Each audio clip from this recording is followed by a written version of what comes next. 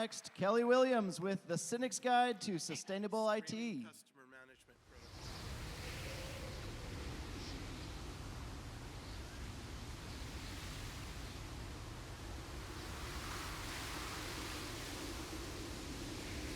Meet Max Steele, stereotypical IT CEO.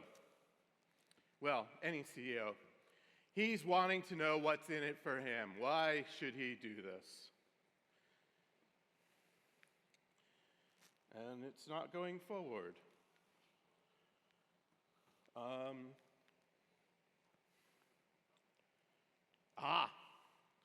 So, here are some reasons why he might actually find utility in terms of doing sustainable IT. First off, cost reduction. Hit him in the pocketbook. And actually, I'm going to go back. Where do I need to aim? It doesn't like me. Oh well. For the purposes of today, sustainability in IT is the ability to do today's computing needs, but also providing for the future. Another way of doing it is, if you reduce your waste, you're going to not put as much in the landfill or have to be recycled. So that's going to save money too.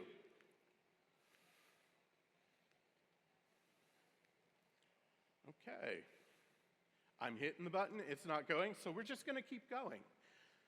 So at the end of the day, the real reason for doing sustainability in IT is to, for him, save money, make his life easier.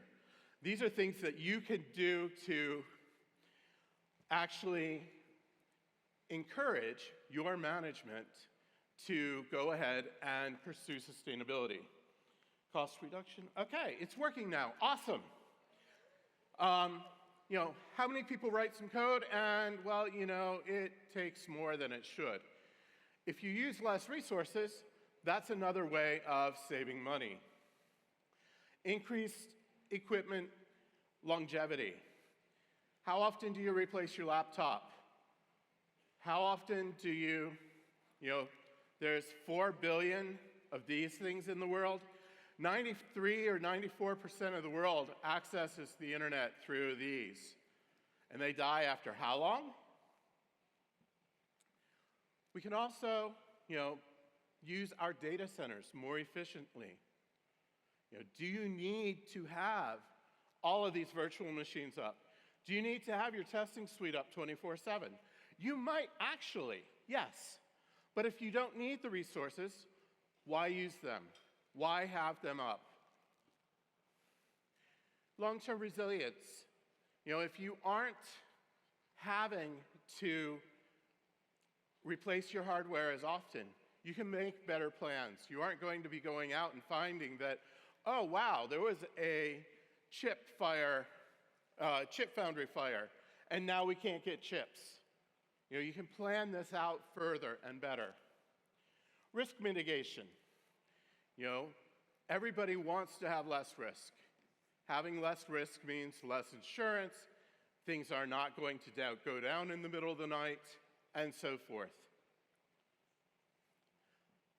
Green is good. Not just money, but green in general. And you're more likely to be able to, by saying, we're doing all of these things to cut down on our costs. We're cutting down on our overhead. We're increasing our profit. You're going to attract more investors. Regulatory compliance, well, this one's kind of up in the air, at least in the US at the moment, but California has regulatory compliance that's required. California is the 6th largest economy in the world. The EU has requirements. India has requirements. Singapore is building them, and so forth. So, there's good legal reasons for not getting fines. Your supply chain. If you have planned out what you're doing, what you're using, when you're using it better, then you can work with your supply chain. You also can know where things are coming from. It takes 400 kilos of raw material to produce a single 2-kilo laptop. Do you know where your laptop comes from? Being green can also be a good brand differentiator. You notice all of the cloud providers are saying, well, we're doing this to be green, we're doing that to be green. Unfortunately, in this country, most of them are paying attention to electricity and not water. But that's a topic for another day. And, differentiators give you a competitive advantage. You can also diversify your revenue. You can have different levels. You can have different products and say, hey, this is more green, this is what we're doing, and so forth.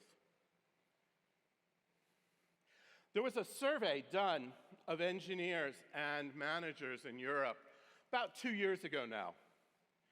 And in it, the majority of engineers said that they wanted to do sustainability for saving the planet.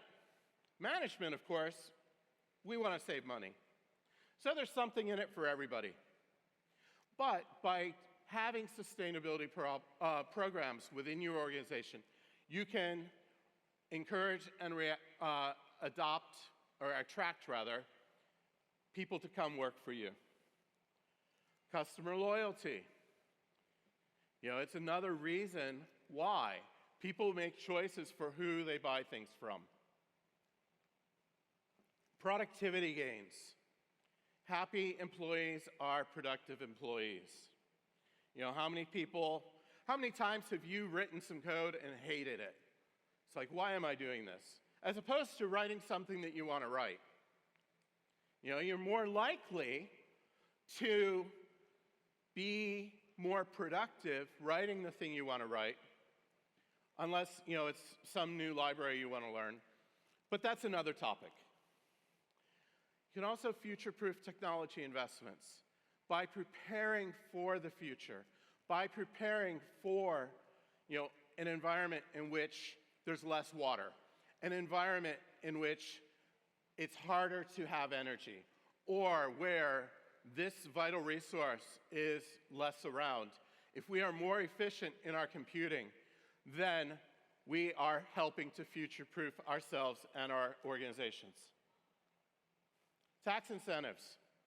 How many people have bought electric cars because they get tax rebates? I haven't, but just raising the hand. And at the end of the day, the real thing is that we're making progress. Not why, but that we're actually making change and being better. Thank you.